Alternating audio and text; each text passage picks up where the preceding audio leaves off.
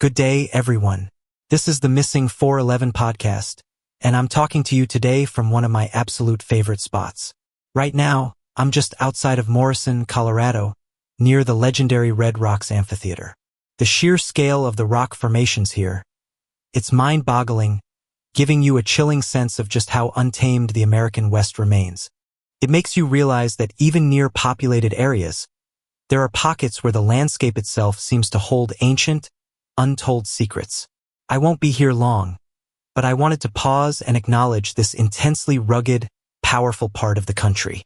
This place, with its deep canyons and immense stone sentinels, feels like a boundary line, a place where reality frays.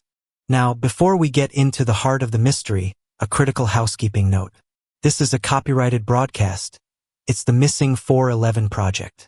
We have zero tolerance for unauthorized use, as it compromises the integrity of our dedicated research.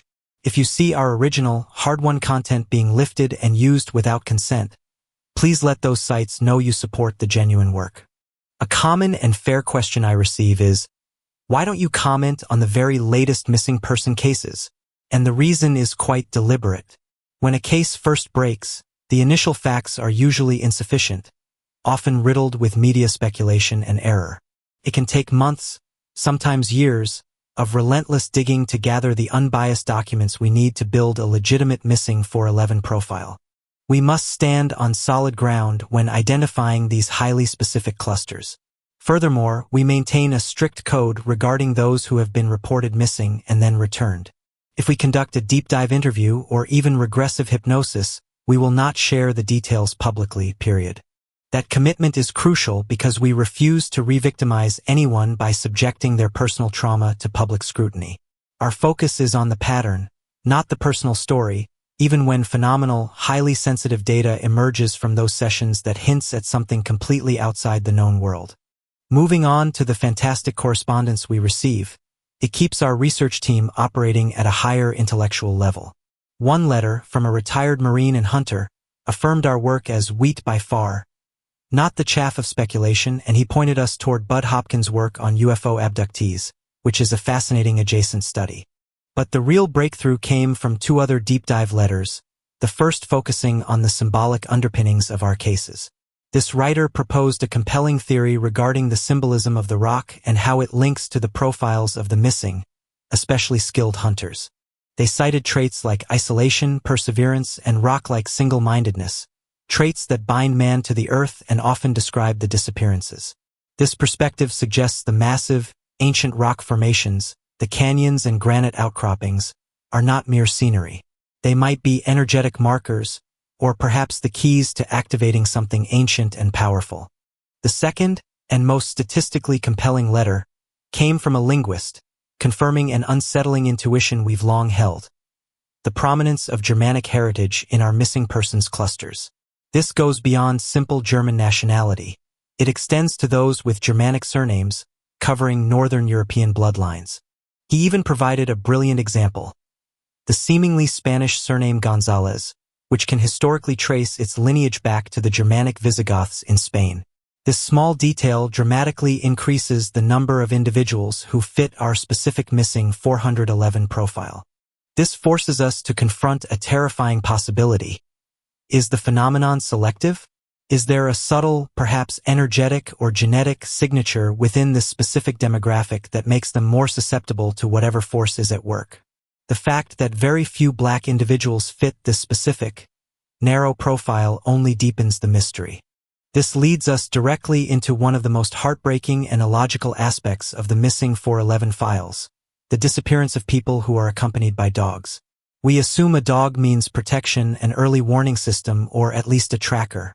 But the reality is often the opposite, suggesting the phenomenon is something the canine mind cannot cope with. Let's look at Lawrence Prang, missing in 1958 near Seeley Lake, Montana. He went into the wilderness with his German Shepherd, Queen, and 2 rifles. Lawrence's equipment was never found, nor was his body. His dog, Queen, was located over a month later, running wildly and terrified miles from the search zone.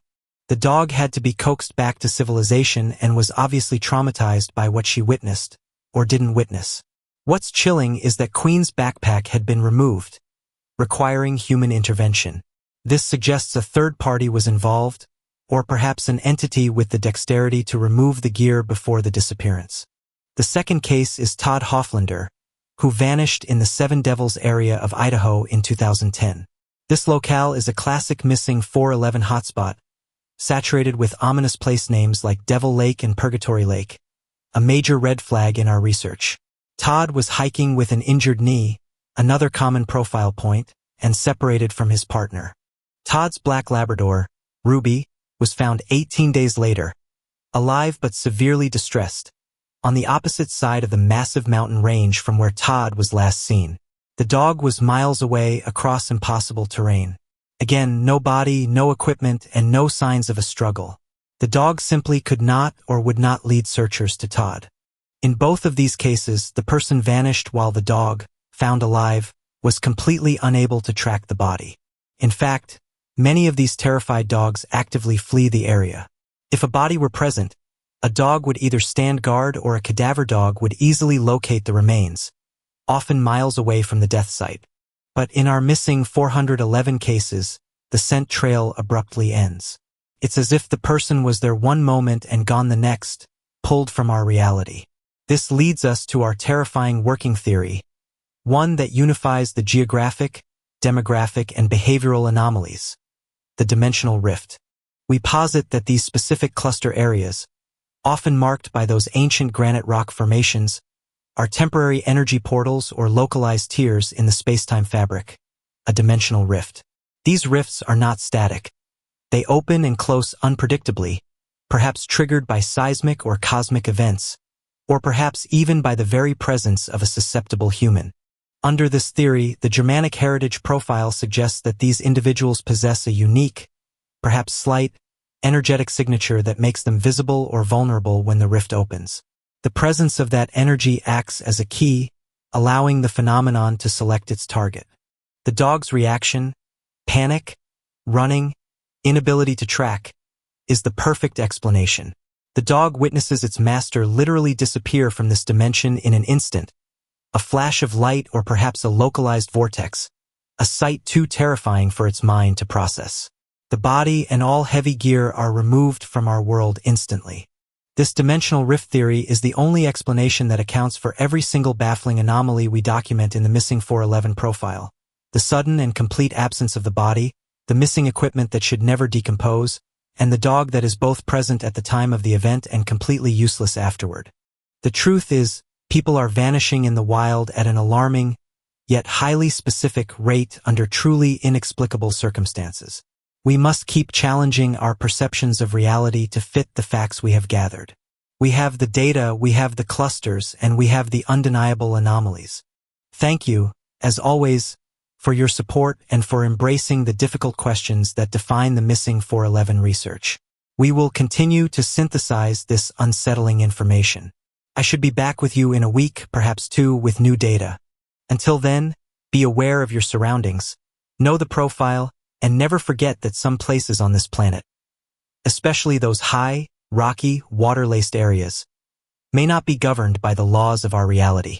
This has been the Missing 411 podcast.